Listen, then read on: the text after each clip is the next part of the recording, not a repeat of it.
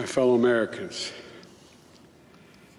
We don't have a final declaration of victory yet, but the numbers tell us it's clear, tell us a clear and convincing story.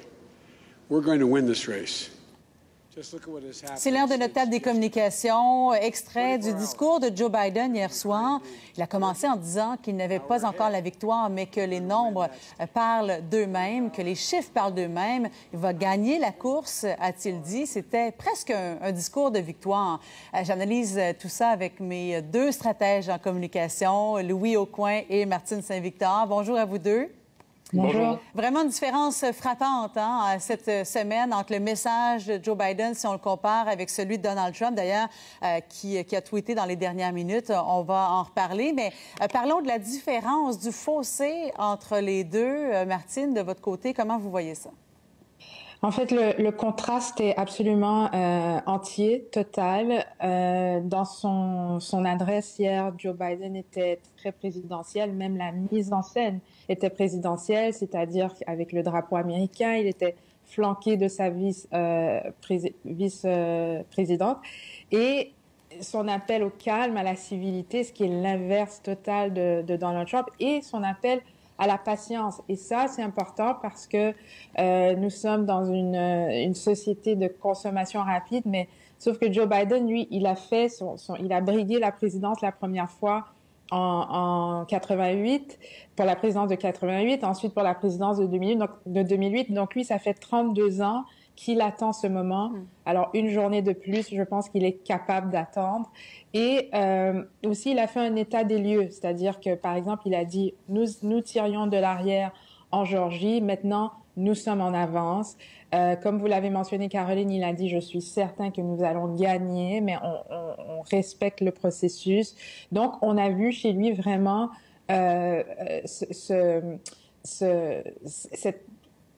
style présidentiel, et aussi il a remis sur la table ses priorités, c'est-à-dire la COVID, c'est-à-dire la situation économique, et aussi l'équité et la justice sociale et raciale, ce qui est quelque chose. Donc, en très peu de mots, il a, si on veut, fait un débrief de sa plateforme électorale et a donné le ton. Alors que chez Trump, c'est absolument l'inverse. D'abord, on n'a pas vu Mike Pence, donc c'est vraiment le combat de Donald Trump. Et aussi, il a mis de l'huile sur le feu qu'il a lui-même allumé. Donc c'est vraiment une différence de style. Et l'autre problème de Donald Trump, c'est que même chez ses partisans, il y a une discorde de messages. C'est-à-dire que dans certains États, les partisans de Trump demandent à ce qu'on arrête le comptage de vote. Et dans d'autres États, les partisans de Trump demandent à ce qu'on continue le comptage de vote. Donc on voit vraiment que c'est... On voit vraiment que son message est absolument décousu. Et évidemment, il parle des recours à la justice, etc. Donc, on voit un Trump désespéré, stressé, sans direction, alors que le message de Biden est très concis et clair. Et je vais vous montrer un dernier gazouillis, un dernier tweet qui vient d'être publié par Donald Trump. Il dit « De mauvaises choses ont eu lieu pendant ces heures où la transparence juridique a été vicieusement et grossièrement interdite. Les tracteurs bloquaient les portes, les fenêtres étaient recouvertes de carton épais afin que les observateurs ne puissent pas voir dans les salles de comptage. De mauvaises choses sont arrivées à l'intérieur, de grands changements ont lieu. » Alors, encore une fois, il crie à la fraude sans apporter nécessairement de faits et de preuves, Louis, à ce qu'il avance comme ça, faussement. D'ailleurs, il y a des grands médias américains qui l'ont coupé en plein discours jeudi alors qu'il martelait le même message. Oui, mais il ne faut pas se surprendre de ça parce que c'est une stratégie de communication qui est bien connue, qui s'appelle la stratégie du doute. Et quand on n'a plus d'arguments, quand on a de la difficulté, là, quand votre argument est passé... n'est plus valide, vous avez toujours la stratégie du doute. C'est la stratégie des compagnies de tabac, c'est la stratégie des compagnies de pétrole. Donc, c'est ce que fait Donald Trump. Et la seule façon de rester présent sous les projecteurs, c'est de continuer de contester, maintenir le doute sur la légitimité de cette élection-là. J'ai de la difficulté à penser que Donald Trump peut, en termes de communication, se retirer simplement des projecteurs. concéder l'élection, fermer les lumières. C'est impossible. Donc, il ne veut pas Biden, accepter la défaite, pas du tout. Ce n'est pas dans son ADN. Mais ça serait le contraire de sa stratégie de communication. Il ne peut pas faire ça. Donc, peut-être que sur le plan politique, peut-être que sur le plan légal, il sera obligé. Mais sur le plan de sa stratégie de communication, il ne va jamais concéder parce que c'est le contraire de où il veut aller. Biden, lui, est pris aussi, il faut dire, avec un déficit un peu de légitimité dans son narratif, même s'il gagne. Parce qu'on s'attendait à une victoire décisive, une victoire beaucoup plus claire. C'était un référendum sur Donald Trump. Et c'est beaucoup moins clair qu'on pensait. Donc, même s'il est président légitimement élu, sur le plan des communications, il y a quand même un déficit. Et Donald Trump, lui, a un véritable rapport de force, je dirais, dans les médias. Parce que dans la réalité, évidemment, il y a beaucoup de républicains qui quittent le navire, comme le soulignait Martine, et il en reste beaucoup, de moins en moins autour de lui. D'ailleurs, hier, la personne qu'on n'a pas vue en public, c'est Donald Trump. On l'a vu sur Twitter, mais il nous a beaucoup manqué, je dirais, dans les événements en direct. Ouais. Oui, bien, la dernière fois qu'on l'a vu, c'est jeudi soir, alors que, je vous le mentionnais, les grands médias ont coupé son allocution parce qu'il y allait de plusieurs faussetés, criait à la fraude, accusait les démocrates d'avoir triché. J'aimerais ça qu'on revoie un extrait de ce qui s'est passé sur les médias. Tens of millions of unsolicited ballots without any verification measures whatsoever. Well, we're interrupting this because what the President of the United States is saying, in large part, is absolutely untrue. Massive victories in Florida, Iowa, Indiana, Ohio.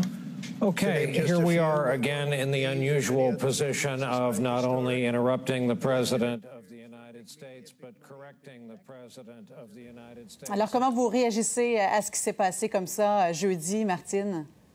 Mais, vous saviez, Louis parlait de la stratégie du doute, qui est une stratégie qu'effectivement Trump a empruntée aux compagnies de tabac, mais aussi a emprunté aux parti républicain qui avait semé ce doute en 2020 lors de l'élection de Bush contre Gore, où l'équipe de Bush s'était présentée comme les victimes d'une fraude. Et là, ce qu'on voit avec les médias qui ont décidé de stopper la diffusion en direct des propos de Trump, c'est aussi un restant de 2020, un restant de cette élection-là où les médias avaient déclaré d'abord Bush vainqueur, ensuite ils ont dû retirer leur prédiction. Et il y a des conséquences à ça, parce que lorsque les médias ont fait ça en 2020, Al Gore a appelé Donald Trump pour concéder la victoire, qui fait partie de la tradition présidentielle et qui légitimise aussi le président élu. Et ensuite a dû rappeler Bush pour dire non, il y a une erreur. Et les médias ont pris beaucoup de temps à se remettre de cette bourde.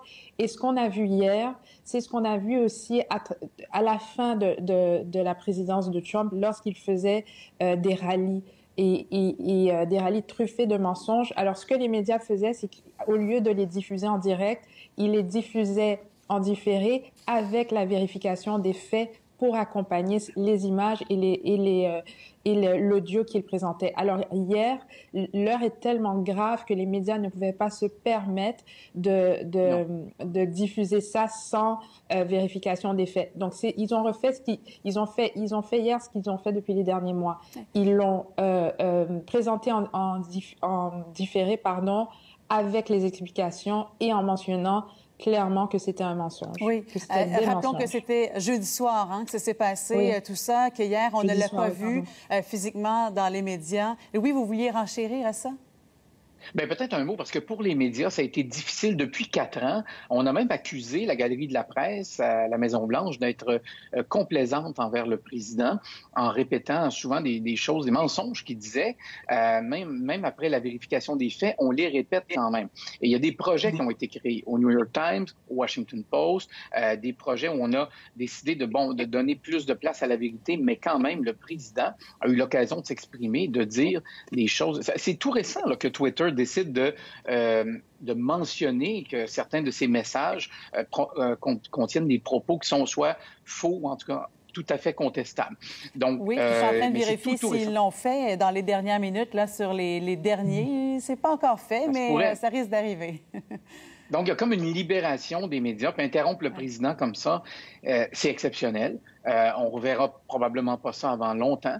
Et puis, c'est un genre de libération des médias de pouvoir peut-être jouer un rôle plus clair. Pour moi, qu'au début de sa présidence, on ne savait pas. Les médias, on ne savait pas jusqu'où il pourrait aller dans sa tentative d'expulser des gens de la salle de presse de la Maison-Blanche. Souvenez-vous qu'il y a un journaliste qui s'est fait avec une fausse image, tenter d'être expulsé de la salle de conférence de presse de la Maison-Blanche. Donc, il y a eu beaucoup d'attaques envers les journalistes. Les journalistes ont été très prudents envers le président, mais maintenant, cette époque-là vient de se terminer. Alors, tout ça, ça explique peut-être la très, très grande prudence des médias américains avant de proclamer le vainqueur de cette élection, tant que tous les votes ne sont pas comptés.